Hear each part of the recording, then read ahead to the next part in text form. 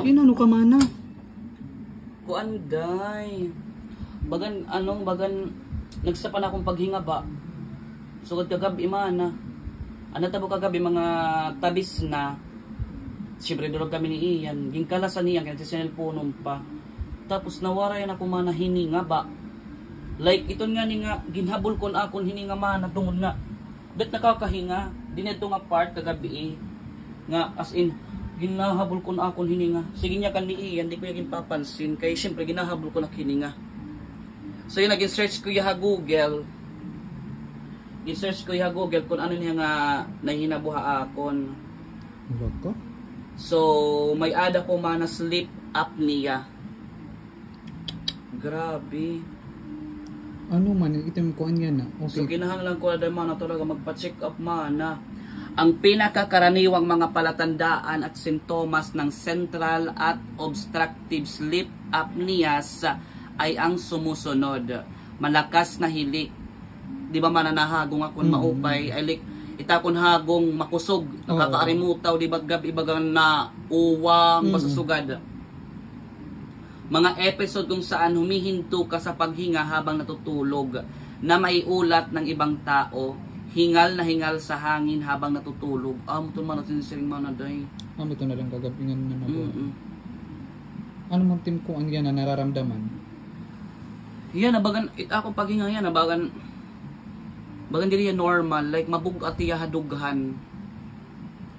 Diri yan smooth. Di ba manawas kita nahinga, bagan okay lang. Dahil siyang dahil. Pero dahil yan naman, bagang ginihingal ako mana.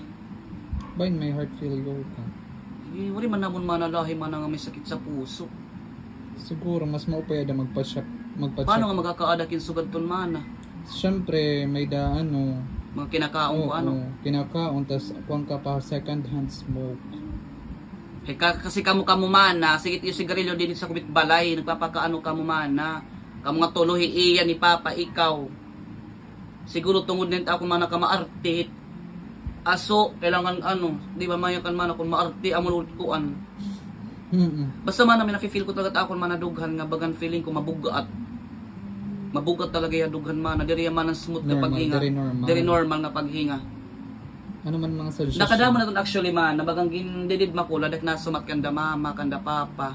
Nga sud akong permanente ginaabat nga danay ginlalanat ko takini nga napupugwat talaga man. Ito nga ni man nga nagawasit akon kaluluwa man tapos kumuan hiya day sumulod laya tigda bagan may kasi tendency nga nananabuliwat itong tungod hin stress tapos buol-buulan ka dili man ako buol-buulan iti mo mindset damot ginuhuna-huna kailangan kuan dating ginuhuna-huna figure ka lang atanan siguro stress ako man kaya amo gyud na napakadugang magpinanhuna-huna ka gastos basta sugad man madadak ko mairita ba labi na kan iyan tamong relasyon madadak mairita madadak mag-isog pero may kami nag-aaway bisang guti ay lang nga butang pinag-aawayan namon may na sleep apnea ba yaman na diriton harog mamay man nga kuan or disorder dayo usa nga tawo kaya I think nananabula itong man ha mga tawo talaga nga kuan out of 10% nga tawo bagan ko tayo light at makukuan mga think 1%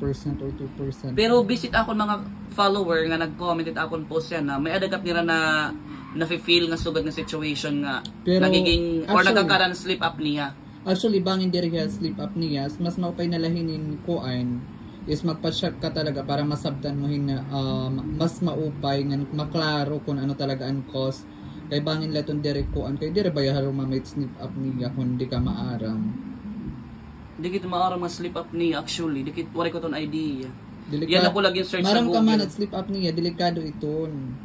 Delikado. Pero nayakan ang sleep apnea isang seryosong kemerot. Seryoso talaga tigaman na kay mapulbagod iton man at sleep apnea. Labi na kay party at akon heart, di ba? Kanang paghinga, di ba tikang man na heart? Kada anong man mo plano ha kinabuhi? So tomorrow is Lunes, may kasi buwas sa endorsement ha, Royal. Ada kay uunahon mo dugod iton. Kasi syempre man, kwarta. Kailangan unahon tanit kwarta bago kita magpa-check up. Kay sa health. Dili man, syempre kinahanglan una anay man kwarta. Tapos after money, health na. Kaya ang katigbabayad man na pagpa-check up man, na ikaw talaga di ka nag-iisip. Ikaw bahala, kayo mo man tong decision. Sige. So, tomorrow, endorsement ano kita din pagka-Martes, mapacheck up pa kung ano, Doktora Sangrano.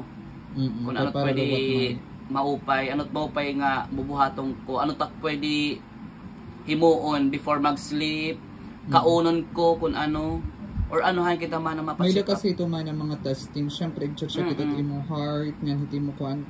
Mga internal man ito man nga parts, dire man ton ada external day. Anong kan kifirma na dati, ano to niya, kan man? Heart failure. Ano iyan to liwat cause? Iya, din naghihinga-hinga liwat. Kinakamadali ka po yun. Pero kung man madadag ka po yun, bisang karida, saka ambot hininhain. pero I will kuan talaga man kinahanglan this week man na maasikasin man ang hiyo ko man nga.